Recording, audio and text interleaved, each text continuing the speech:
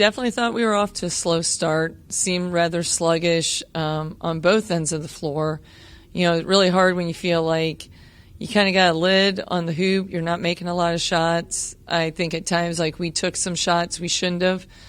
Some poor judgment calls on that.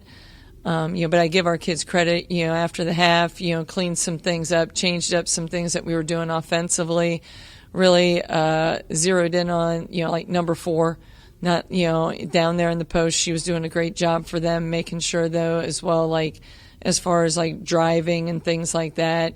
Our help defense was a lot better, which I think, made it a little bit more difficult for them. And, it was kind of like the tale of two halves type thing. And, Eliana Schaefer came up huge today. I mean, shooting 4 or 5 from 3 for us, and so did Kennedy Slayball, hitting some key threes, for us there, but also, just the play down low with our free throw shooting from, Gillian and Coons and from Jones, especially down the stretch, was a big part of it. Well, yeah, I didn't really feel like they could really guard us all that well, and felt that maybe like we should be able to get an advantage on them. So I was definitely happy with the fact that we were able to get to the line and be able to connect on that for sure. I think for me, obviously as any coach, you have to know your team. And you have to know when you can really get on players and get on a team at half, and you have to know when like that's really not going to benefit us at all.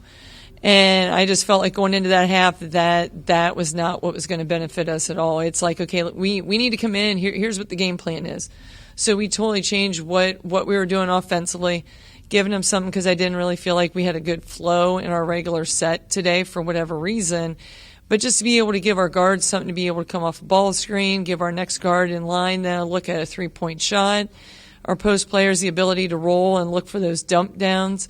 And, just being able to get, a little bit of excitement there then, which I think always translates, over to the other end defensively. All of a sudden feet get a whole lot more energized when the ball goes through the hoop. So, I mean, it was a lot more of just, here's what we need to do, not like pointing out every little thing because they felt it, and it's not like, obviously any player's not trying to do it on purpose. I can't express enough how grateful we are for the support that we get from Seahawk Nation, and obviously the holidays and everything. We want everyone to be safe. We want everyone to have, a Merry Christmas, a great time with family and friends. It's kind of been like a big reunion here this weekend because it's been Alumni Weekend.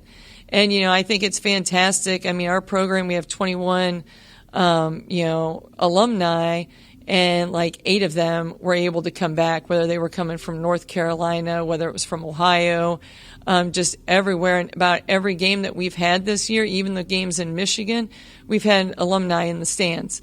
And so I think that really speaks volumes to our program because, we put so much, if you see on social media, #FamForLife, those players not only just come here, play up and down the court, and that's it, and maybe every once in a while you hear from them.